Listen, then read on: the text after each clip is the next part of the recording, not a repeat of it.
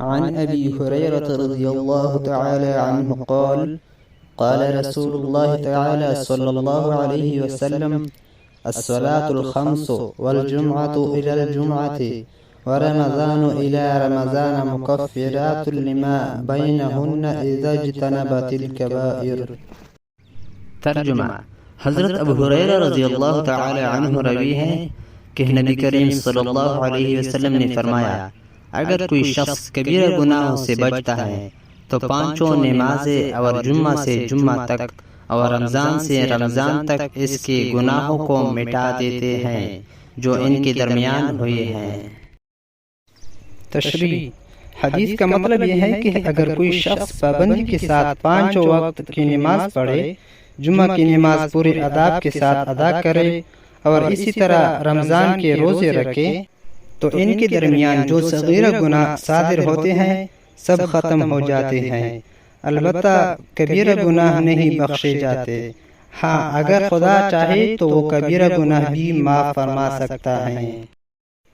وعنه قال قال رسول الله تعالى صلى الله عليه وسلم أرأيتم لو أن نهرا بباب أحدكم يغتسل فيه كل يوم 5 هل يبقى من درنه شيء؟ قالوا لا يبقى من درنه شيء، قال فذلك مثل الصلاة الخمس يمحو الله بهن الخطايا۔ ترجمہ: حضرت ابو ہریرہ رضی اللہ تعالی عنہ روی ہے کہ نبی کریم صلی اللہ علیہ وسلم نے فرمایا، تم بتاؤ کہ جس کے دروازے کے آگے پانی کی نہر چلتی ہو اور وہ روزمرہ اس میں 5 مرتبہ نہاتا ہو تو کیا اس کے بدن پر میل کا کوئی شائبہ بھی رہے گا؟ صحابہ رضی اللہ تعالی عنہم نے عرض کیا کہ نہیں، میل بالکل باقی نہیں رہے گا۔ آپ صلی اللہ علیہ وسلم نے فرمایا، تم سمجھ لو کہ پانچوں نمازوں کی کیا اللہ تعالیٰ تمام صغیرہ گناہوں کو ان نمازوں کے سبب سے اسی طرح مٹا دیتا ہے جس طرح پانی میل اتار دیتا ہے۔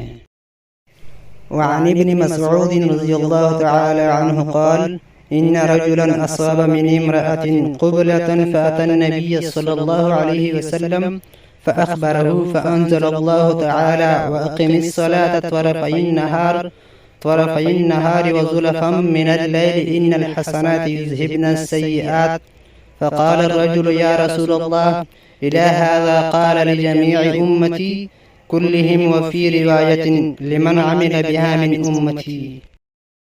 ترجمہ: حضرت ابن مسعود رضی اللہ تعالی عنہ فرماتے ہیں کہ ایک شخص نے کسی غیر عورت کا بوسہ لے لیا، پھر نبی کریم صلی اللہ علیہ وسلم کی خدمت اقدس میں حاضر ہو کر صورت واقعہ کی خبر دی اور آپ صلی اللہ علیہ وسلم سے اس کا حکم پوچھا۔ حضرت صلی اللہ علیہ وسلم نے کوئی جواب نہ دیا بلکہ وحی کے ذریعے حکم خداوندی کی منتظر رہے۔ اس اسنا میں اس شخص نے نماز پڑھی۔ جب ہی اللہ تعالی نے یہ آیت نازل فرمائی جس کا ترجمہ یہ ہے کہ نماز کو دن کے وقت اول و آخر اور رات کی چند ساعت میں پڑھا کرو، کیونکہ نیکیاں یعنی نمازیں برائیوں کو مٹا دیتی ہے۔ آیات کے نازل ہونے کے بعد اس شخص نے عرض کیا کہ یا رسول اللہ، یہ حکم میرے لیے ہے یا پوری امت کے لیے؟ آپ صلی اللہ علیہ وسلم نے فرمایا، نہیں، یہ حکم میری امت کے لیے ہے۔ ایک دوسری روایت میں آپ صلی اللہ علیہ وسلم کا جواب اس طرح مذکور ہے کہ آپ صلی اللہ علیہ وسلم نے فرمایا، میری امت میں سے جو شخص اس آیت پر عمل کرے اس کے لیے یہی حکم ہے، یعنی جو شخص بھی برائی کے بعد بھلائی کرے گا اس یہی سعادت حاصل ہوگی کہ اس بھلائی کے نتیجے میں اس کی برائی ختم ہو جائے گی۔ وعن ابن مسعود رضی اللہ تعالی عنہ قال سألت النبي صلى الله عليه وسلم أي الأعمال أحب إلى الله؟ قال الصلاة لوقتها. قلت ثم أي؟ قال بر الوالدين. قلت ثم أي؟ قال الجهاد في سبيل الله. قال حدثني بهن ولو استزدته لزادني. ترجمہ: حضرت ابن مسعود رضی اللہ تعالی عنہ فرماتے ہیں کہ میں نے نبی کریم صلی اللہ علیہ وسلم سے پوچھا کہ اللہ تعالی کو کون سا عمل سب سے زیادہ پسند ہے؟ آپ صلی اللہ علیہ وسلم نے فرمایا کہ وقت پر نماز پڑھنی، یعنی وقت مکروہ میں نماز نہ پڑھی جائے۔ میں نے کہا کہ پھر کون سا عمل بہتر ہے؟ آپ صلی اللہ علیہ وسلم نے فرمایا کہ ماں باپ کے ساتھ بھلائی سے پیش آنا۔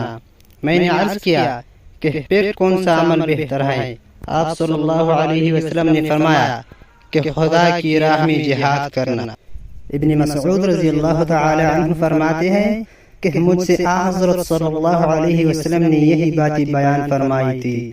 اگر میں کچھ زیادہ پوچھتا تو آپ صلی اللہ علیہ وسلم اس سے بھی زیادہ بیان فرماتے ہیں۔ تشریح: اتنی بات معلوم ہونی چاہیے کہ بہترین و افضل اعمال کے بارے میں مختلف احادیث منقول ہیں۔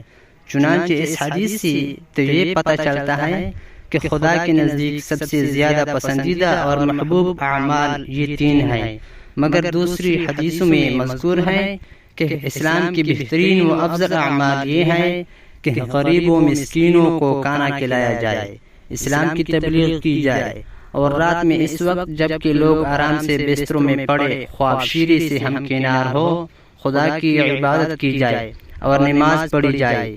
اسی طرح بعض احادیث میں منقول ہے کہ آپ صلی اللہ علیہ وسلم نے فرمایا سب سے بہترین و افضل عمل یہ ہے کہ لوگ تمہاری زبان اور تمہارے ہاتھ کی ایذا سے محفوظ رہے۔ نیز بعض حدیثوں سے یہ معلوم ہوتا ہے کہ افضل ترین عمل خدا کا ذکر کرنا ہے۔ بہرحال اسی طرح دوسری احادیث میں دیگر اعمال کے بارے میں فرمایا گیا ہے کہ یہ اعمال بہترین و افضل ہیں۔